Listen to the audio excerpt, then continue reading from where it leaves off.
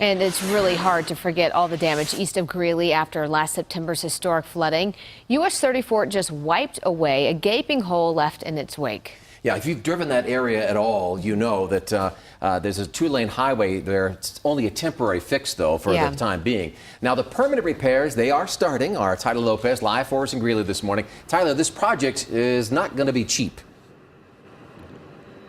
One of the worst rainstorms any of us have ever seen back in September. It's not going to be cheap. In fact, it's a $22 million project, but they're still working on that. Think about it, more than a year later, they're still trying to fix the road because what you've been dealing with since September of last year is this. You've got a cone zone and a temporary fix in place, but the permanent job is about to start today. Take a look at some aerial photos and photos from this area from CDOT. Give you some perspective. The South Platte River started to dominate because the road just broke. So they're dealing with a gaping hole. In fact, they call it the big hole. They estimate it to be roughly 300 feet across.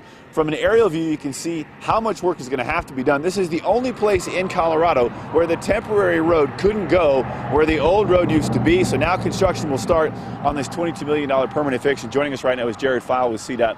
Let's talk about the complexities of this project. First thing you have to do is create a new bridge that can span some 300 feet plus. Right, absolutely. That'll be the first step in the process because what we've had the temporary road going around the side, and previously there was a road there. There was no bridge. But when the river decided to move, we decided we got to now build this back better. That was the mandate from the governor, and so that's what we're working on. We're going to be building a bridge to be able to cross that span. How long do you think this project will take?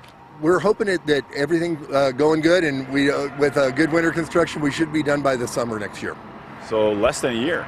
Yeah, exactly.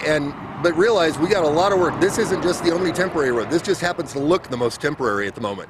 All the roads are 34 going up to Estes, 7. All of that still is temporary work. 36 between Lyons and Estes is our only permanent construction right now. So this is the one you got to work on. It starts now and you'll be finished by next summer. I appreciate that. Jared File will see that. The governor will be here too to mark this event because it is such a major deal for the folks who live on the northeast side of town.